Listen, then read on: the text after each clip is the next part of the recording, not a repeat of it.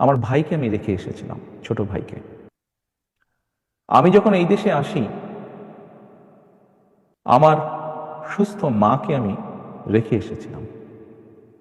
একটি ঘর রেখে এসেছিলাম, যেই ঘরে আমি এবং আমার ছোট ভাই বড় হয়েছি, যেই ঘরে আমার বাবার স্মৃতি ছিল, যেই ঘরে আমাদের দুই ভাইয়ের সন্তানরা জন্মগ্রহণ করেছিল, যেই ঘরে আমার মায়ের বহু স্মৃতি ছিল, সেই স্মৃতিগুলোকে ভেঙে চুরে ধুলায় মিশিয়ে দেওয়া হয়েছে। যে ভাইকে আমি রেখে এসেছিলাম সেই ভাই এখন আর নেই। যে সুস্থ মাকে রেখে এসেছিলাম সেই সুস্থ মা এখন সুস্থ নেই। শুধু অসুস্থই নন, ওনার উপরে মানসিক এবং শারীরিক নির্যাতন করা হয়েছে।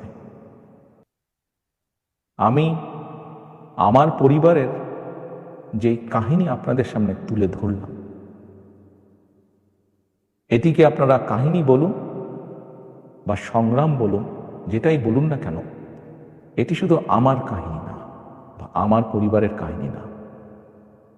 এরকম কাহিনী বাংলাদেশের শত না হাজার হাজার পরিবারের, বা যেই পরিবারের বাবা, যেই পরিবারের ভাই, যে পরিবারের স্বামী, তার ঘরবাড়ি ধ্বংস করে দেওয়া হয়েছে, হ্যান্ডকাফ পরা অবস্থায় হাসপাতালের বারান্দায় মারা গিয়েছে, তা না হলে হ্যান্ডকাফ পরা অবস্থায় জেলের ভিতরে মারা গিয়েছে, সহায় সম্পত্তি ধ্বংস করে দেওয়া হয়েছে। এই সকল অন্যায়, এই সকল হত্যা, এই সকল নির্যাতনের জন্য যারা দায়ী, যারা এসবের হুকুম দিয়েছে, তাদের প্রত্যেকের বিচার হতে হবে। এটি প্রতিশোধের কোনো বিষয় নয়, এটি ন্যায়ের কথা, এটি আইনের কথা। অন্যায় হলে তার বিচার হতে হয়। কার সম্পর্কে কি মনোভাব সেটি গুরুত্বপূর্ণ।